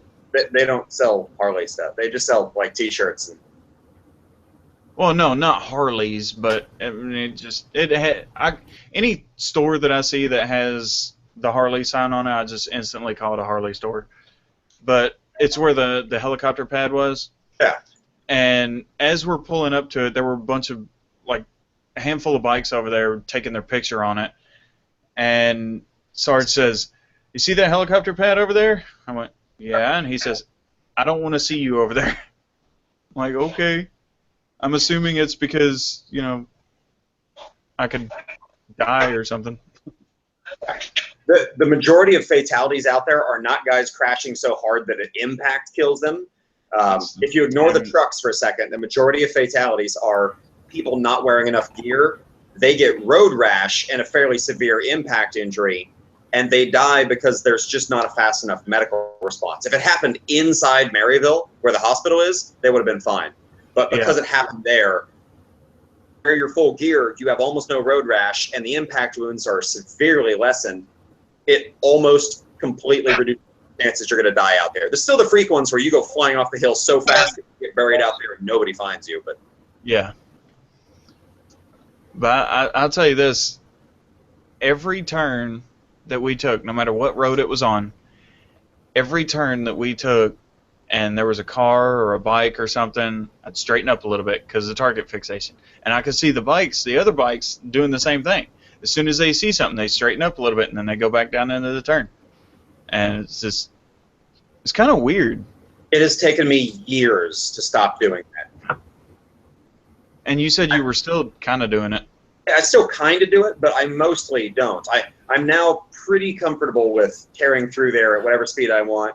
And if a car comes along or a bike, I'm enough used to it now that it doesn't startle me anymore. So most of the time, it doesn't change my line in the curve. But it takes. It's a mind game. Yeah. Oh, definitely. I mean, I was. Go ahead. Nah, I just said it happens to me sometimes. So. Mm. Oh yeah, it happens to everybody. But and after experiencing target fixation and recovering from it, I watched the video of my wreck last year and found that's pretty much what I did. As soon as my back tire slid a little bit in the dirt that was on the road, I target fixated on the curb and went right for it.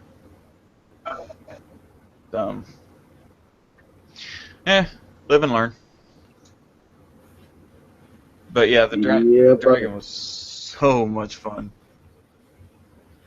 And I mean, not to say that the other routes weren't fun, but I got my sticker, I got my shirt, I'm wearing my shirt right now. You do realize that that wasn't part of the official meetup, right? That was just you and Sarge. Yeah, I know. Did you notice I ignored that road on the weekend? Yes, I do. And I know why. Too many people. I have a question. Go ahead. I mean, Oh, you go ahead.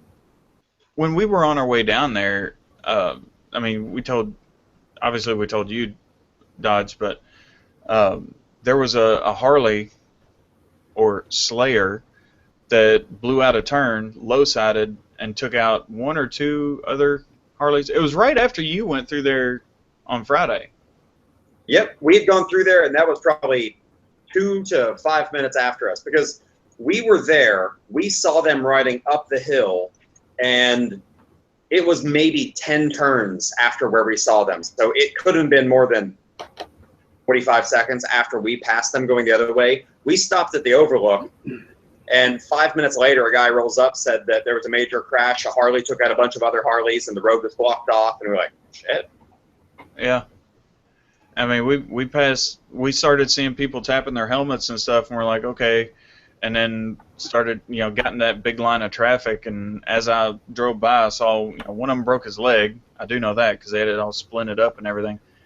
But there were bike parts everywhere, and then a whole bunch of Harleys that looked exactly the same lined up. Everybody off their bike going, is he okay?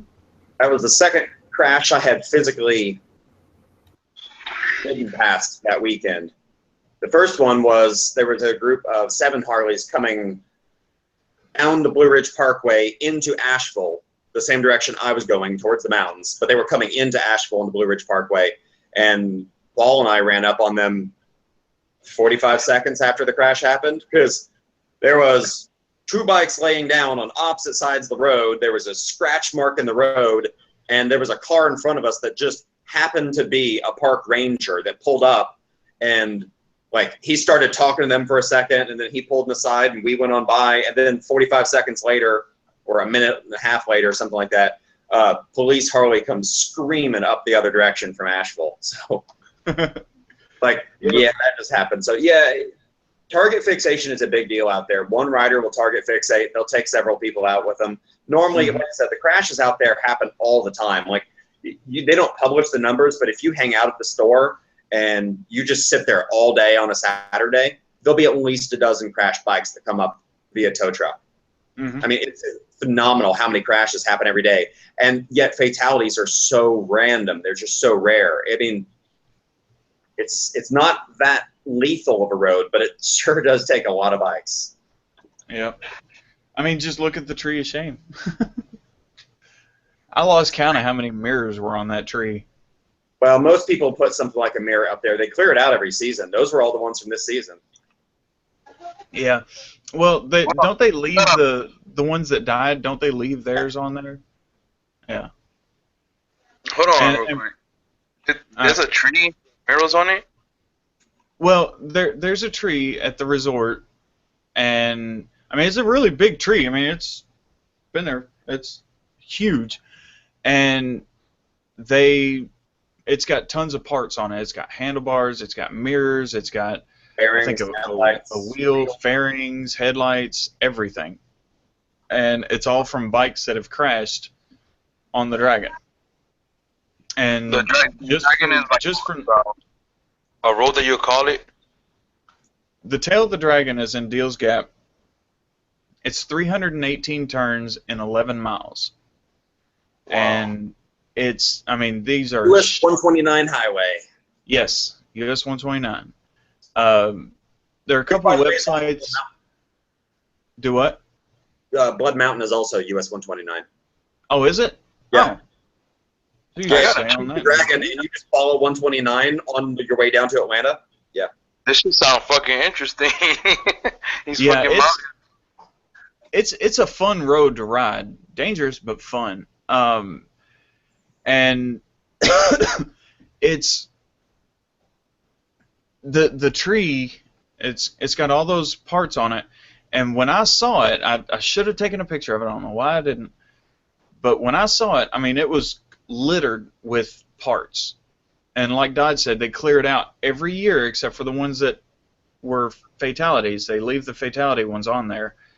But every year they clean it out. And those are just from this year. And, man, it's gruesome. Because the handlebars, they're not like they just took them off a bike and put them on there. They're gnarled. Like there were some ape hanger handlebars on there that, like the right grip was way over here. Like if you put it on a bike, you'd be like this. Wow, they Praxel shape shit. Oh yeah, I mean none of those parts are in good condition. All the mirrors are shattered. There's some names on there. If they clear it out, what the hell do you do with the parts? Throw them away. Wow. I mean, what else are they gonna do with them? They're not any good to put on a bike. What's up, Yo-Yo? That's crazy, man. That shit sounds interesting, though, man. We be trying for roads out here, like some crazy roads, but it's well worth the trip to go down there and ride it. Get your sticker, put it on your bike. Your Dragon sticker. I don't have a picture of one or a picture of mine yet. I got the American flag because I'm a patriot. But I got my shirt. Hold on a second. I'll show you the back of the shirt.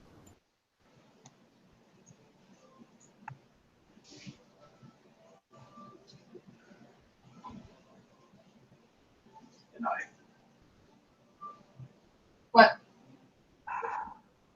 Oh no. Bleach this time. Yeah.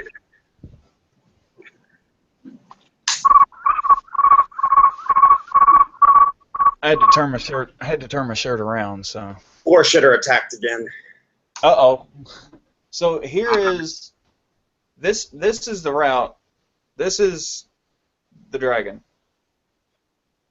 Okay. That's how curvy that shit is. I mean, it's nuts. So that's the shirt from that area. Yeah. This is a shirt saying I survived I survived the Dragon. Wow. And do it. Well, I was going to say, let's see how long Google thinks it takes. Google's always way off.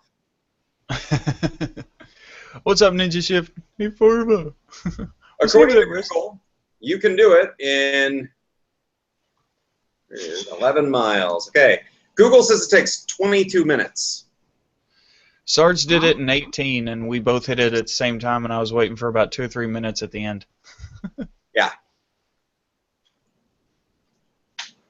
Wow. I mean, I think the slowest I went on the Dragon the second time I went through, well, at least on the way back, I think the slowest I went was maybe 20, 15, something like that. It used to be a 55-mile-an-hour road, and at 55 miles an hour. That is 55 miles per hour world. You used to get maps, and it would tell you it took like, God, I want to say it was like 6 minutes or something. It was like, no. Google lies to you. If you look up motorcycle routes out there and you try to plan a route, Google will say, oh, you can do that route in 6 hours. I'm like, no, you can't. There's no way you can do that in 6 hours. That's a good 8-hour day. Google's off. It's the same thing he said when I went to Ohio. I got in Ohio in 12 hours versus fucking 8 hours. Yeah. Oh, yeah. I mean, well, Google Maps wasn't around when I was doing the trips from Fort Riley to Kentucky. I think it was MapQuest at the time. It was saying it was a 12-hour drive, and I was doing it in like 8 or 9. I remember MapQuest. Yep. We still have to use MapQuest whenever we put in our miles for work, which I don't do because it's pointless. They want us to use MapQuest, and I'm like, Google Maps is more direct as far as mileage. They're not concerned about how long it takes, just shows the mileage. I'm like, well, I can make my route go all the way over here. Do you remember B-Rad from the meetup and his girlfriend who had a MapQuest pack stickered to his back, reading him directions out loud? What's he like in person? Oh, B-Rad Cummings? I don't think it's the B-Rad that you're thinking of. I think you're thinking of B-Rad Moto. Yeah. Yeah, it's not the same one. Okay. Different guy. I thought it was the same one that went. He's the one that went to Ohio, right? No. No. No, I don't think there was a B-Rad at the Ohio meetup. No, I thought it was. I know there was a Brad there, but I don't think he went by B-Rad. It's kind of a. Every time I hear that name, I think of Don't Be a Menace to South Central while drinking your juice in the hood. I remember that shit. I always think of that movie for some reason. Wasn't there a B-Rad in that or something? Maybe one of the scary movie parodies? No. I do. I have a question for you guys. Okay. And that's going to be, how do you use your motorcycle? Is it your daily commuter? Is it a weekend getter? Me, it's a commuter. I'll use my car to take my son to daycare, and then pick him up from mom's in the afternoon. Anytime I'm by myself, if I don't have to go like too intensely grocery shopping, if I don't need my car, I'm on my bike. Well, sometimes I use mine sometimes to go to work, and then when I do my motovlogs, or I just go free ride, make videos. What about you, Dodge? My eye is watering. I rubbed cat in it. Sorry. I'm allergic to cats. I thought you were just looking at your nipples or something. No, I'm allergic to cats, and I was holding a cat, and I rubbed my eye, and now my eye is watering. So for me, right now, I have a job where I'm not allowed to ride my motorcycle to work. It's some type of construction type thing. If somebody showed up to your house on a motorcycle, you would be a little concerned. So I have to drive my four-wheeled vehicle to work every day. I have to have something kind of like a truck for that. That's why I own a Jeep. But, SUVs and trucks qualify for my job, so I have to drive that. But anytime I'm not going somewhere related to work, I'm almost always on the bike. And I just pick which bike I'm going to take based off of how I feel that day. But back when I was in Kansas and I had the option of using it to get to work because it didn't matter there and I wasn't required by my job to drive a certain kind of vehicle, for me, a motorcycle is just another vehicle on the road. It's just another kind of transportation. It's a more fun way of transporting yourself somewhere, but it's still just transportation. True. Preach that, brother. All right. Yeah, if I had my choice, I would get rid of my car. Oh, I contemplated. I looked into it in Kansas to see if I could legally get a four-wheeler for the wintertime and then a motorcycle for the summer, but yeah. That's why I just want to put my Yamaha motor. I want to put that on a lawnmower and ride it around in the snow or something. Wow. So here's my plans for that. I don't know what I'm going to call the project just yet, but the end product is going to be a lawnmower, riding a lawnmower, front engine, that's kind of stretched out a bit, widened a bit, with a wheelie bar on the back, with no wheels. It's going to have a little flint rock or whatever under it to create a bunch of sparks because it's cool. And then I'm going to take the steering wheel, I'm going to put the Yamaha motor on it, 600cc, 93 Yamaha. And then I'm going to take the steering wheel off, and so I don't have to change too many of the controls, I'm going to just put the handlebars on there. Wow. And go. It's going to be so much fun. I'm going to put turn signals on it, put a big train horn on it. Thanks, Brain, for the idea. Yeah. It's going to be interesting. It's going to be a fucking cool-ass log right there. Right. It'll be a how-to series. Or a build series. The only thing I need, really, is the lawnmower frame. That's it. I've got everything else. Pretty much. I've even got a new exhaust pipe for it. Yeah. So, what are your opinions on something like that, Dodge?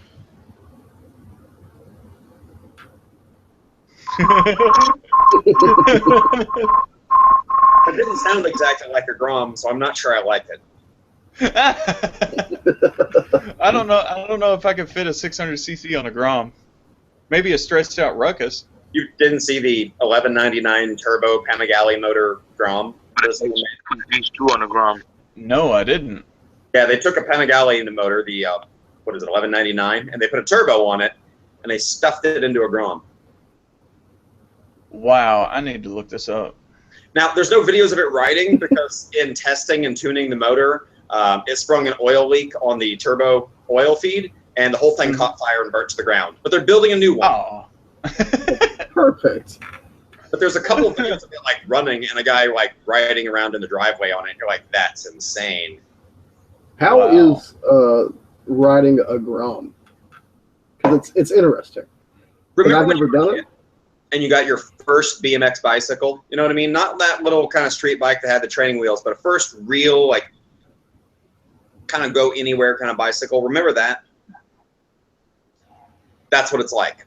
It's that level of freedom and fun. It's lightweight and you can go anywhere on it. No one takes you seriously, so you don't feel bad like jumping curbs to go between parking lots for businesses and stuff like that. You know, because it's so lightweight and small and you don't feel as dangerous doing it, you'll find yourself coming up to stoplights, doing stoppies because you can, or screeching the rear tire to a halt. And people look at you a little weird because you're on a tiny little bike. But, I mean, it gets insane gas mileage. It feels fun and quick and nimble, even though it is ridiculously slow. Like, if a car wants to be in front of you, they've got enough power. They really do. They're going to be in front of you if they decide to. I'm used to people looking at me like I'm weird.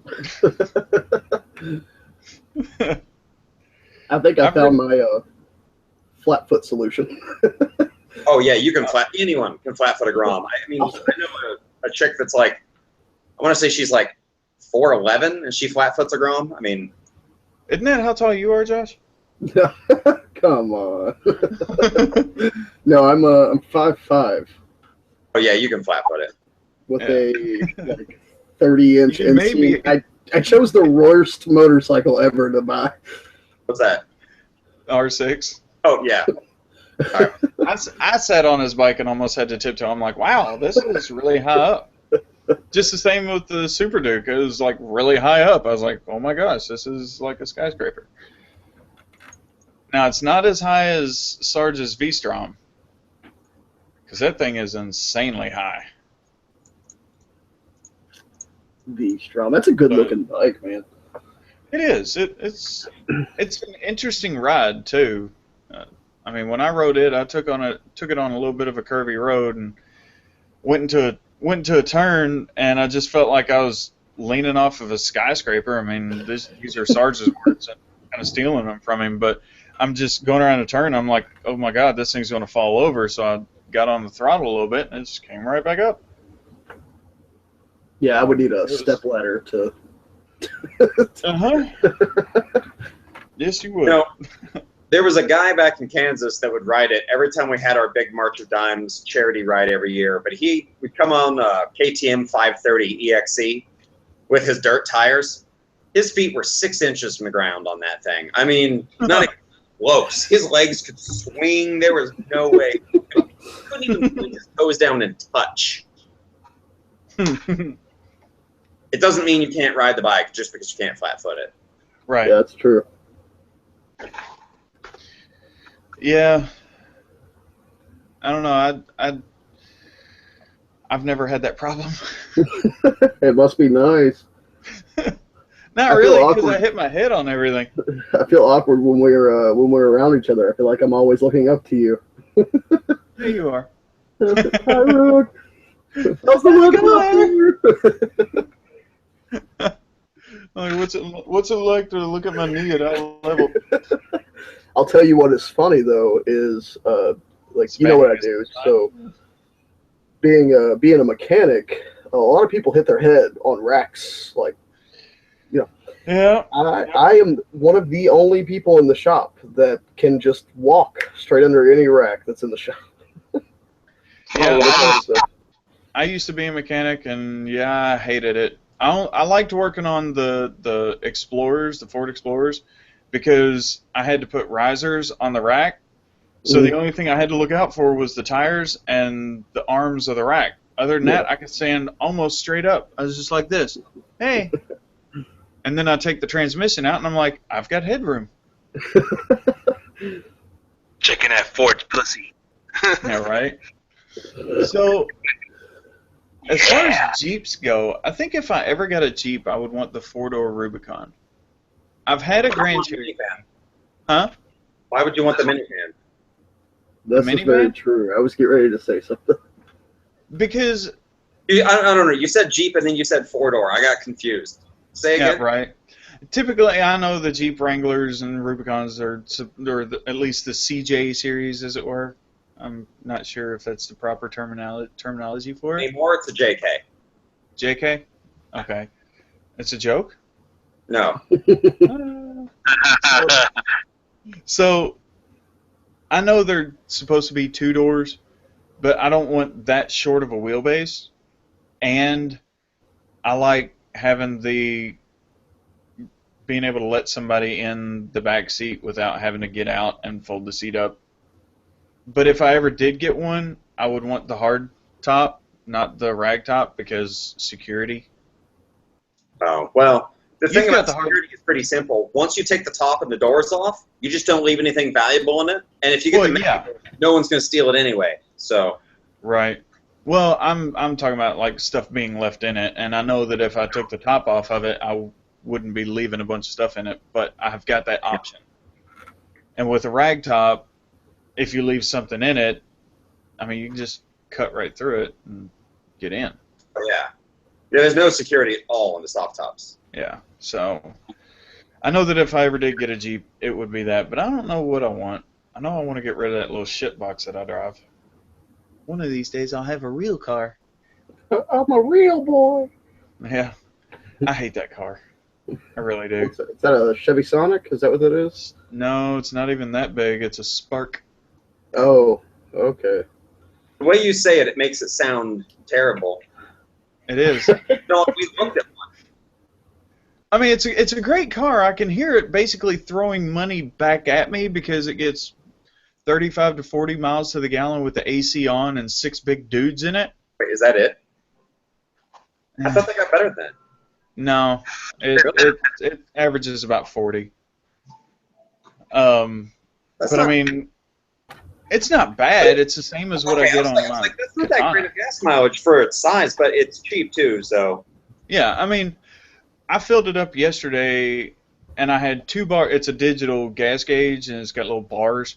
I had 2 bars left, which is basically in the red, and went up to the pump and said, "Hey, I want to put 15 in," and filled it right up.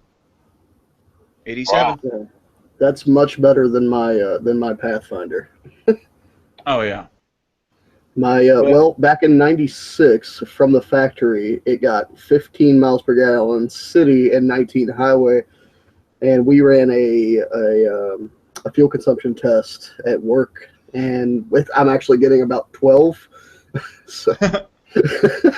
But I mean, that's the only thing I can't complain about on this car is the gas mileage. And I mean, the size, I can get in and out of places really easily, but the power along with, and this is one thing I can't stand with a lot of the newer cars, some of the newer ones, yeah, the reaction time or the time from input at the pedal to when the motor actually starts pulling, when you've got your throttle cable and everything connected to your accelerator straight to your engine, you press the throttle, you're going. But that thing's fly-by-wire, and if I have to get out of somebody's way, I slam the gas down, and I can literally start a stopwatch. It'll be 1 second before the motor starts picking up and saying, "Oh, you want to go somewhere, so let's just do that." and I hate fly-by-wire.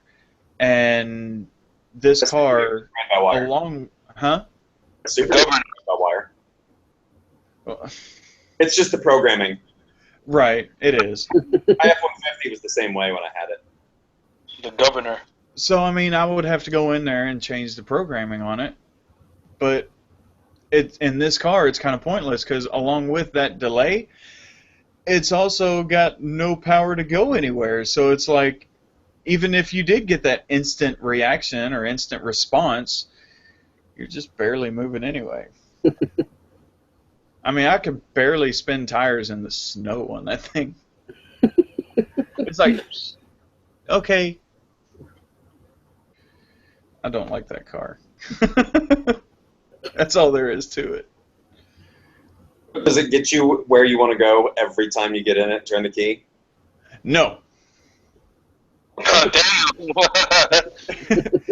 I actually had to take it to the shop multiple times because when I got in it and I turned the key and I put it in drive, it would go like it would give me whiplash. I put it in reverse and almost hit the steering wheel.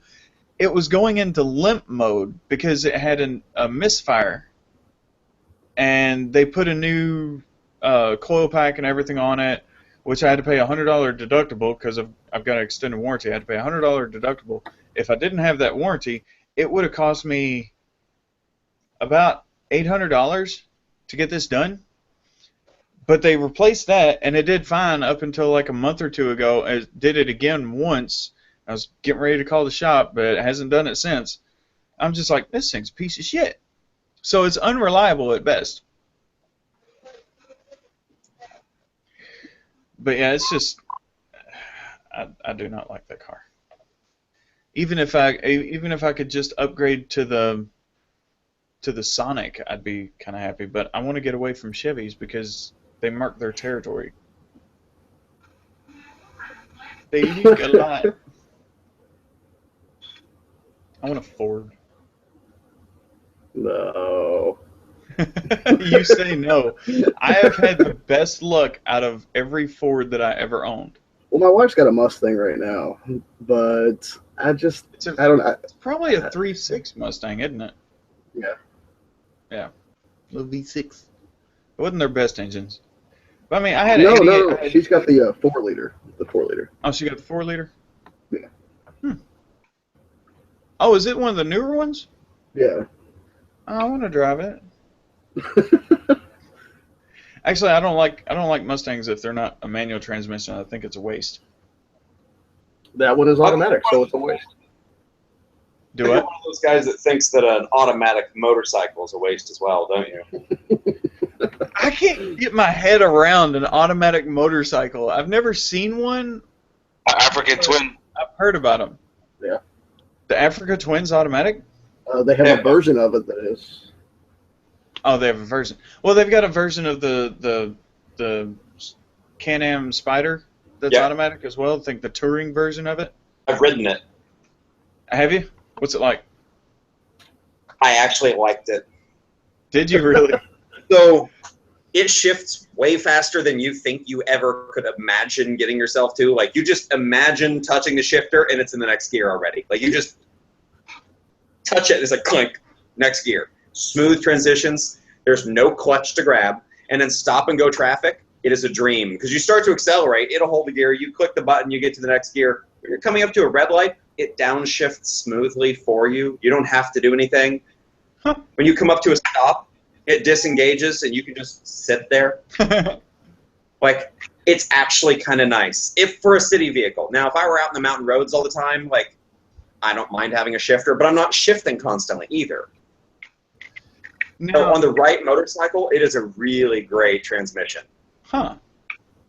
Now, I know a friend of mine here, he got one of those before he got his 2015 R1M. He got the Spider FS, or F, whatever, I don't know. It was the one step down from the RS. touring with the windshield, the RS. Yeah.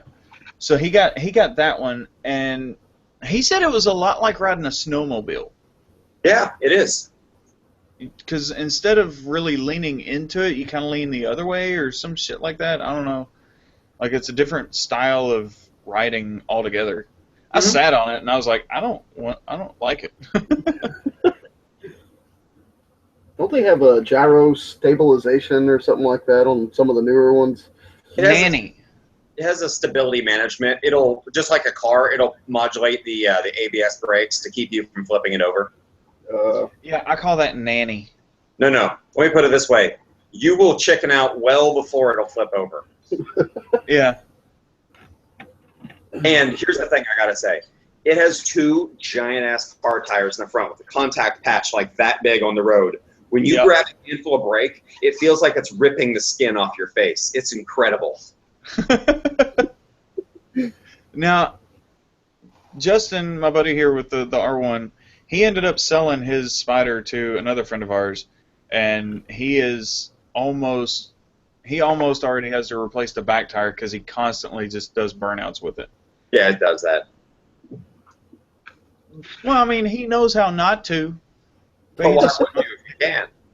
Right. He's got that sound that gets the squeal going. I'm like, I can do that when I'm stopping. I don't know. I did rolling burnouts in the grass, and it was fun, but I don't know if I'd ever want to do it on pavement. What do you think about the slingshot? It's basically a dune buggy with one wheel in the back. I see Dodge's face, and it does not look impressed. Are you asking about the slingshot or the owners of the slingshot? Either or. So how much difference is there between the owner of a slingshot and the owner of a trike? Oh, way different. I saw what looked like a Harley guy in a slingshot and laughed my ass off. The typical owner of a slingshot is the same guy that buys a Hayabusa, gets an airbrush paint job, stretches it 12 inches long on the swing arm, chromes everything, puts a loud stereo on the handlebars, and then rides around at 10 miles an hour blasting rap music. Yeah. That's the same guy that went out and bought a slingshot because now he can do it without having to wear all that annoying gear. Yeah. Like a helmet. I did see a guy on a slingshot wearing a helmet. The vehicle is interesting. I think it's a really cool concept. I think it's a little bit overpriced for what it is because, frankly, it's like almost the price of a Miata, and it does not handle as good, and it doesn't have the same acceleration as the Miata. So I'm like, if you're going to do that, just buy a Miata. Yeah. Put a 4th wheel in a fucking slingshot. I think it looks interesting. I'm not going to say it looks good. I think it looks interesting. Front end looks nice, but I hate the fucking back. But I've got to agree with Dodge on the fact that why don't you just buy a Miata because you're basically getting a car with one wheel in the back.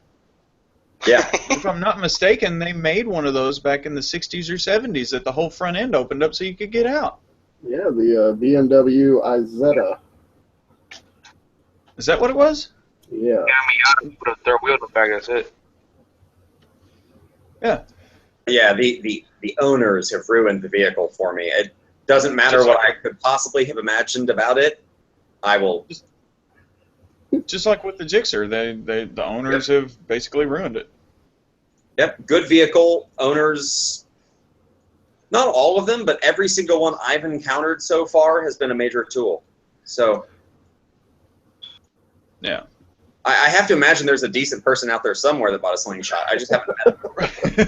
Yeah. Oh, man. Anyway, guys, it's 10 o'clock.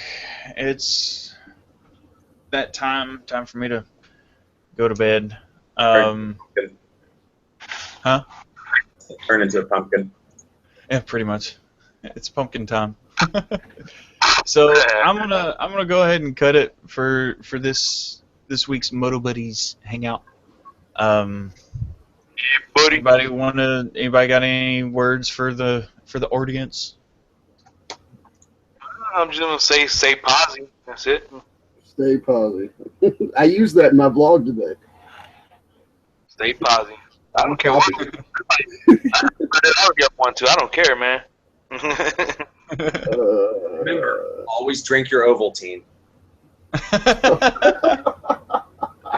Yep. Stay healthy. Always keep a gallon of water next to you. And an exposed boob. Yeah, and an exposed fake nipple. So, anyway, for everybody in the chat, don't forget to sub to everybody. I will have links to everybody's channel in the description below.